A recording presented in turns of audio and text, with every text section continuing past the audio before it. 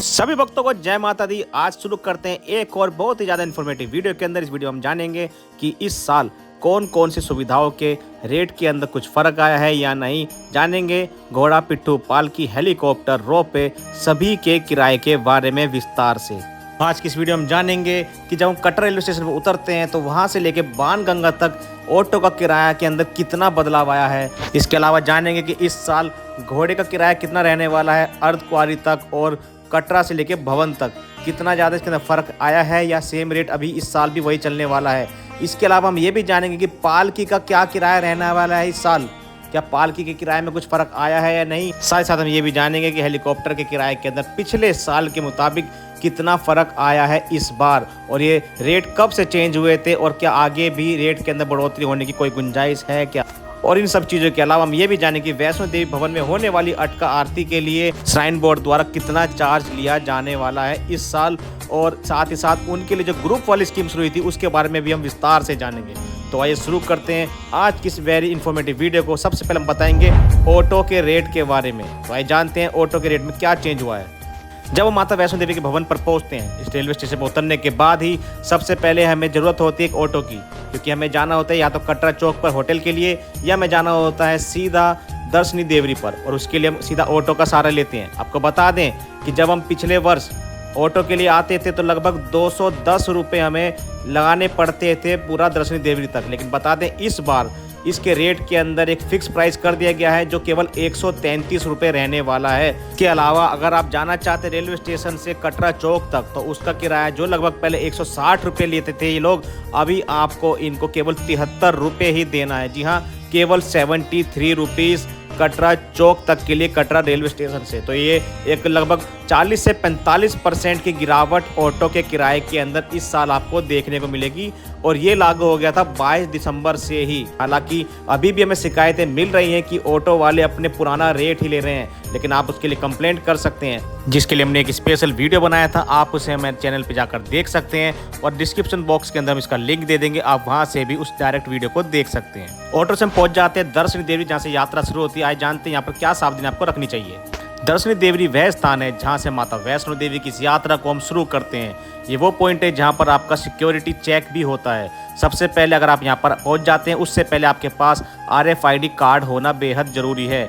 जी हाँ, RFID card एक registration होता है जिसके अंदर ये पंजीकृत होता है कि आप इस यात्रा को कर रहे हैं। साथ ही साथ ये आपकी यात्रा में आपको सेफ्टी प्रदान करता है। अगर आप कहीं आगे या पीछे अपनी फैमिली से रह जाते हैं तो ये आपको ट्रैक करके बता सकता है कि आप कौन से स्थान पर मौजूद हैं, इसलिए RFID कार्ड बेहद ज़रूरी है। इसके अलावा हम आपको बता दें वह कौन कौन से सामान है जो फ्रिस्किंग पॉइंट यानी कि दर्शनी देवी से आगे आप नहीं ले जा सकते हैं, वह सामान आगे ले जाना वर्जित है।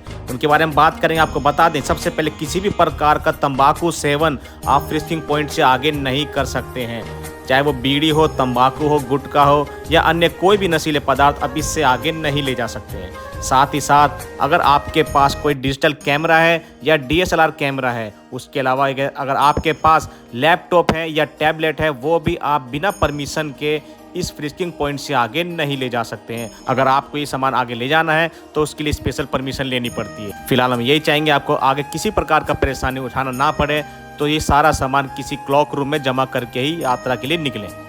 क्लॉक रूम के बारे में आपको जानकारी दे देते हैं। अगर आप क्लॉक रूम के अंदर अपना सामान रखना चाहते हैं तो या तो आप किसी होटल के अंदर जिसके अंदर आप स्टे कर रहे थे या आके स्टे करने वाले हैं वहाँ पर भी अपना सारा सामान रख सकते हैं, और वो फ्री ऑफ कॉस्ट होगा। अगर आप बिना होटल के ही अपने सामान को कहीं पर रखना चाहते हैं तो जगह जगह पूरे कटरा के अंदर, चाहे वो कटरा चौक हो या जिज रोड हो या कटरा रेलवे स्टेशन हो, वहाँ पर लॉकर की सुविधाएं उपलब्ध रहती है। आप अपना सारा सामान जो आप बिना वजह ऊपर नहीं ले जाना चाहते हैं वो आप वहाँ पर जमा करा सकते हैं। ऊपर अपने लिए केवल ज़रूरत का सामान एक छोटे से पिट्ठू बैग के अंदर रख कर ही ले जाएँ, और अन्य सभी गैर जरूरी सामान जिससे आपके कंधों पर ज़्यादा भार आए वो आप नीचे क्लॉक रूम के अंदर जमा कराकर आगे इस यात्रा को बढ़ाएं।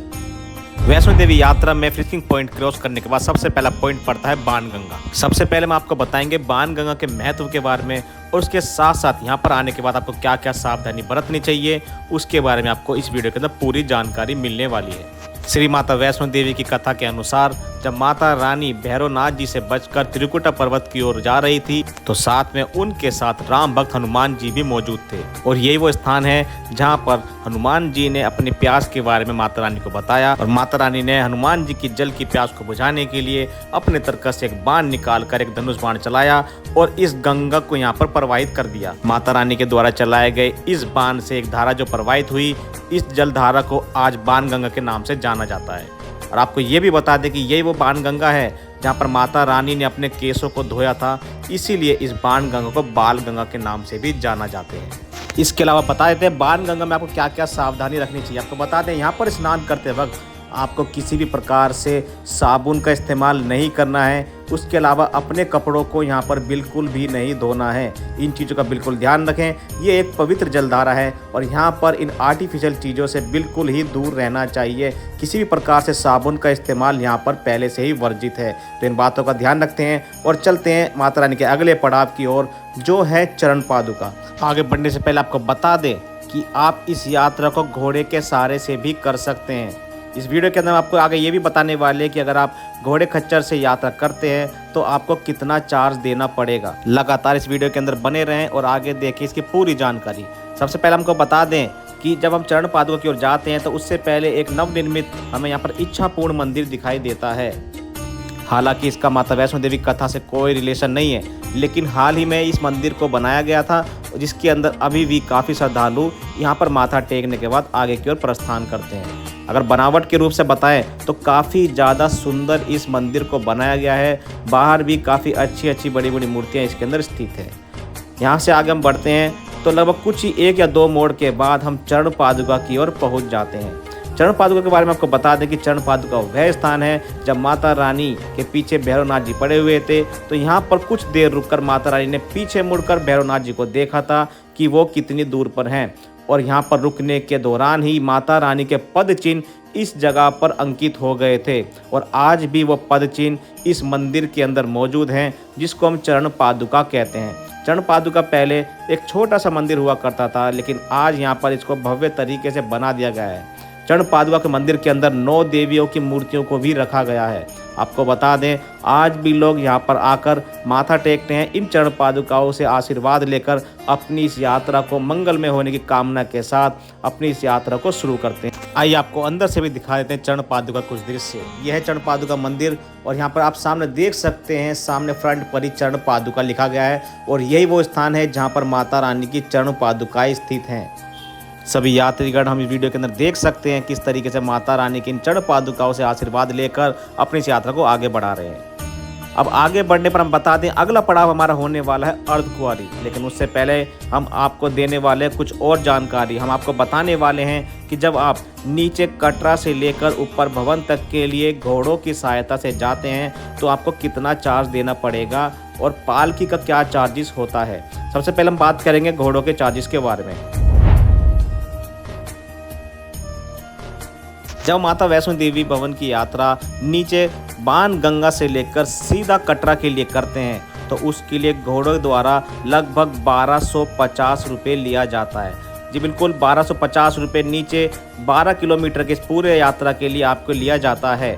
अगर आप इस यात्रा को केवल अर्धकुंवारी तक ही करना चाहते हैं जो लगभग 5.5 किलोमीटर रहता है बाण गंगा से, उसके लिए आपको 650 रुपये देने पड़ते हैं। जी हाँ बिल्कुल 650 रुपये आपको देने पड़ते हैं आधे रास्ते के। और सेम रेट आपको लगाना पड़ेगा जब आप अर्धकुंवारी से लेकर भवन के लिए घोड़ों की सुविधाओं को लेते हैं। अब बात कर लेते हैं पालकी की सुविधाओं के बारे में। पालकी की सुविधाएं लगभग 3950 रुपये आपको एक तरफ से लगानी पड़ती है। अगर आप चलने में असक्षम हैं और आप घोड़े पर भी यात्रा नहीं कर पाते हैं तो आपके लिए पालकी की सुविधा ही एक ऑप्शन बचता है। और पालकी की जो सुविधा है जिसके अंदर लगभग 4 लोग पालकी को ढोते हैं और इसके अंदर वो लगभग 3950 रुपये नीचे कटरा से लेकर ऊपर भवन तक का लेते हैं। और 3950 के अंदर ये सभी यात्री जो है लगभग 4 हिस्सों के अंदर अपनी इस पेमेंट को बांटते हैं। तो इस हिसाब से इनको मिलने वाला इनका मेहनताना घोड़ों को मिलने वाले से थोड़ा कम हो जाता है। और यात्रियों को यात्रा कराने में सबसे ज़्यादा मेहनत इन्हीं लोगों को लगती है। इसके बाद अब हम बात करेंगे बच्चों के लिए होने वाली प्रेम सुविधा के बारे में। जब हम माता वैष्णो देवी जाते हैं तो हमें एक चिंता में से रहती है, अगर हमारे साथ बच्चे होते हैं तो हम बच्चों को इस यात्रा के अंदर किस तरीके से लेकर जाएं, किस प्रकार से हम उनको आसानी से माता वैष्णो देवी की इस यात्रा को करा पाएँ। तो अब बता दें, अब माता वैष्णो देवी पर प्रैम सुविधा भी उपलब्ध रहती है। जी हाँ, प्रैम सुविधा बेबी वॉकर इसे हम कह सकते हैं, जिसमें बच्चों का बिठाकर यात्रा करा सकते हैं। और आपको बता दें, नीचे कटरा से लेकर ऊपर भवन तक का किराया इसका केवल 540 रुपये होता है, जिसके अंदर एक व्यक्ति इस प्रेम को अपने साथ लेकर चलता है। आपको चलाने की भी ज़रूरत नहीं होती है, आप आराम से अपना सामान एक बैग भी इसके अंदर रख सकते हैं और अपने बच्चे के साथ इस तरीके से आप यात्रा कर सकते हैं बिल्कुल खाली हाथ। आपका बच्चा यहाँ पर अगर सर्दी का मौसम है तो बड़े आराम से कंबल के अंदर सोकर अपनी इस यात्रा को पूरी कर सकता है। आइए बात करते हैं एक अन्य सुविधा के बारे में, जो है बैटरी कार की सुविधा। जी हाँ, बैटरी कार की सुविधा माता वैष्णो देवी पर लगातार चल रही है और इस सुविधा से काफ़ी लोगों को लाभ मिल रहा है। आपको बता दें, बैटरी कार की सुविधा वैष्णो देवी यात्रा मार्ग में आपको केवल अर्धकुंवारी के हिमकोटि मार्ग से भवन तक के लिए ही मिलती है, जो लगभग 5.5 किलोमीटर का एक सपाट रास्ता होता है। इससे पहले आप बैटरी कार की सुविधा का उपयोग नहीं कर सकते हैं। अगर आपको बैटरी कार लेना है तो आपको अर्धकुंवारी तक पहुंचना पड़ेगा और हिमकोटि मार्ग से आपको ये सुविधा लेनी पड़ेगी। इस सुविधा को आप ऑनलाइन भी बुक कर सकते हैं या आप ऑफलाइन अर्धकुंवारी पे पहुंच के इनके काउंटर पे जाके इस सुविधा का लाभ उठा सकते हैं। फिलहाल कोशिश यही कीजिए हमेशा कि ये सभी बुकिंग आप ऑनलाइन ही कर लें, ताकि आपको वहाँ पे घंटों लाइन में लगना ना पड़े।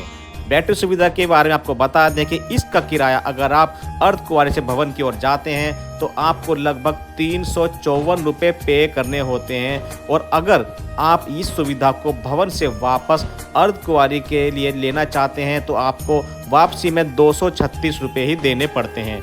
तो ये थोड़ा सा फर्क रहता है इसके किराए में। अब हम बात करेंगे माता वैष्णो देवी पर चलने वाले हेलीकॉप्टर की सुविधाओं के बारे में। सबसे पहले आपको ये जानकारी दे दें कि हेलीकॉप्टर की सुविधा जो है वो आपको कटरा हेलीपैड से केवल सांझत हेलीपैड तक मिलती है, और उसके बाद आपको लगभग 2.5 किलोमीटर पैदल या घोड़े और पालकी की सहायता से ही जाना पड़ता है आपकी सुविधाओं के अनुसार। इसका टिकट आप ऑनलाइन या ऑफलाइन भी बुक करा सकते हैं। अगर आप ऑनलाइन कराते हैं तो आपको 60 दिन पहले माता वैष्णो देवी की श्राइन बोर्ड की वेबसाइट से इसको बुक कराना पड़ेगा। ऑफलाइन के लिए आपको निहारिका कॉम्प्लेक्स में संपर्क करना पड़ेगा। टिकट बुक कराने के बाद आपको बोर्डिंग के लिए कटरा हेलीपैड जाना पड़ता है। वहाँ पर आप अपना आधार कार्ड दिखाते हैं, उसके बाद आपका बोर्डिंग किया जाता है, आपका वेट किया जाता है। उसके बाद गाड़ी के सारे लगभग 1 किलोमीटर ऊपर स्थित हेलीपैड की ओर ले जाया जाता है। वीडियो में भी आप देख सकते हैं कि यहाँ पर जिनका नंबर आ गया है उनको एक बाहर एक क्यू के अंदर बिठाया गया है। इसके बाद आप सामने बोर्ड पर देख सकते हैं, ये नंबर है जो आपके हेलीकॉप्टर को सूचना देता है कि आपका किस नंबर का हेलीकॉप्टर आने वाला है। अब आपको बता देते हैं हेलीकॉप्टर के ट्रेवल टाइम के बारे में। हेलीकॉप्टर का ट्रेवल टाइम लगभग केवल 4 मिनट ही रहता है, और आपको बताते हैं 2 कंपनियां इस सुविधा को चलाती है, एक है ग्लोबल वैक्ट्रा और एक है हिमालयन। इसके किराए के बारे में बात कर लेते हैं। फिलहाल इसका किराया जो है 3 महीने पहले बढ़ा दिया गया था। पहले किराया लगभग 1830 रुपये रहता था, और अब आपको इसके लिए पे करने पड़ेंगे 2100 रुपये एक तरफ से। जी हाँ, 2100 रुपये आपको हेलीकॉप्टर का किराया देना पड़ता है, चाहे आप कटरा से सांझीछत जाओ या सांझीछत से वापस कटरा के लिए आप जाएंगे। उसके आगे का लगभग 2.5 किलोमीटर का रास्ता आपको पैदल या अन्य सुविधाओं के सहारे ही करना पड़ता है। अब बात कर लेते हैं अटका आरती के बारे में। माता रानी के सभी भक्त रोज सुबह अपने टीवी चैनल्स पर या यूट्यूब पर माता रानी की इस यात्रा का सीधा प्रसारण अपने घर बैठे देखते हैं, लेकिन सभी लोगों के मन में एक सवाल रहता है कि हमें भी इस आरती के अंदर शामिल होना है, लेकिन उसके बारे में जानकारी नहीं होती कि किस प्रकार से हम अटका आरती के अंदर शामिल होएं। तो आज की इस वीडियो के साथ आप ये भी जान पाएंगे कि अटका आरती में कैसे शामिल होना। आपको बता दें, माता वैष्णो देवी की श्राइन बोर्ड की जो वेबसाइट है maavaishnodevi.org, उसके अंदर ऑनलाइन सर्विसेज के अंदर जाकर आप अटका आरती के लिए अपना रजिस्ट्रेशन कर सकते हैं, जिसका चार्ज लगभग 2000 रुपये होता है। आप ये 2000 रुपये का अमाउंट पे करने के बाद इस आरती में शामिल हो सकते हैं। इसके अलावा ग्रुप अटका आरती के लिए भी एक नया प्रोसेस शुरू किया गया है, जो 9 वर्ष से पहले शुरू कर दिया गया था, जिसके अंदर आप 51 रुपये के अंदर 4 लोगों के ग्रुप में इस अटका आरती में शामिल हो सकते हैं, और आपके साथ 2 छोटे बच्चे भी इसमें शामिल हो सकते हैं। इसके अलावा आपको भवन पर फ्री डॉर्मेट्री भी मिलेगा। तो इस वर्ष आप ग्रुप अटका आरती के अंदर भी शामिल हो सकते हैं, और इसके अंदर आपको कुछ बेनिफिट दिए जाते हैं, जैसे कि हमने बताया 4 लोगों के लिए 51 रुपये और प्लस डॉर्मेट्री की सुविधा भी यहाँ पर उपलब्ध रहती है। अब हम बात कर लेते हैं रोपवे की सुविधा के बारे में। अब सभी लोगों को बता दें कि माता वैष्णो देवी भवन से भैरव घाटी जो 2 किलोमीटर का रास्ता है, काफ़ी ज़्यादा कठिन चढ़ाई यहाँ पर है। इसी के लिए यहाँ पर रोपवे की सुविधा का प्रबंध भी किया गया है। अब बात कर लेते हैं रोपवे के चार्जेस के बारे में। रोपवे के लिए आपको एक लंबी लाइन में लगना पड़ता है और इसके चार्जेस लगभग 100 रुपये होते हैं। 100 रुपये के अंदर आप भवन से भैरव घाटी और भैरव घाटी से वापस भी आते हैं। केवल 100 रुपये के अंदर आने जाने किराया शामिल होता है। इसकी बुकिंग अब आप ऑनलाइन भी कर सकते हैं। जब आप इसकी ऑनलाइन टिकट की बुकिंग करते हैं तो आपको रिपोर्टिंग प्लेस रहता है मनोकामना भवन, जहाँ पर जाकर आपको अपना ऑनलाइन टिकट दिखाना पड़ता है। उसके बाद वो आपको स्लिप पर एक टोकन नंबर दे देते हैं और आपको रोपवे के लिए सीधा भेजा जाता है। हालांकि अगर आप ऑफलाइन इस टिकट के लिए लेते हैं तो आपको केवल एक लाइन में लगना पड़ता है और आगे जाकर आपको कैश द्वारा टिकट दे दिया जाता है। अब हम इस वीडियो में बात करेंगे श्राइन बोर्ड द्वारा संचालित डॉर्मेट्री बेड व रूम के बारे में। चाहे कटरा हो या अर्धकुंवारी या सांझी छत या हो माता रानी का भवन, हर जगह माता रानी के भक्तों के लिए डॉर्मेट्री बेड व रूम की सुविधाएं उपलब्ध है। और हम आपको बता दें, डॉर्मेट्री कीमत यहाँ पर केवल 150 रुपये ही होती है, जो आप ऑनलाइन बुक कर सकते हैं। साथ ही साथ आपको ये भी बता दें कि ऑनलाइन बुक करने के लिए आपको 60 दिन पहले ही बुकिंग करनी होगी। कि डॉर्मेट्री बेड हो या रूम हो, ये कुछ ही समय के अंदर बुक हो जाते हैं। इसके बाद आपको ऑफलाइन बुकिंग करने का ही सहारा लेना पड़ेगा, जिसके लिए आपको सीधा निहारिका भवन में ही कांटेक्ट करना पड़ता है।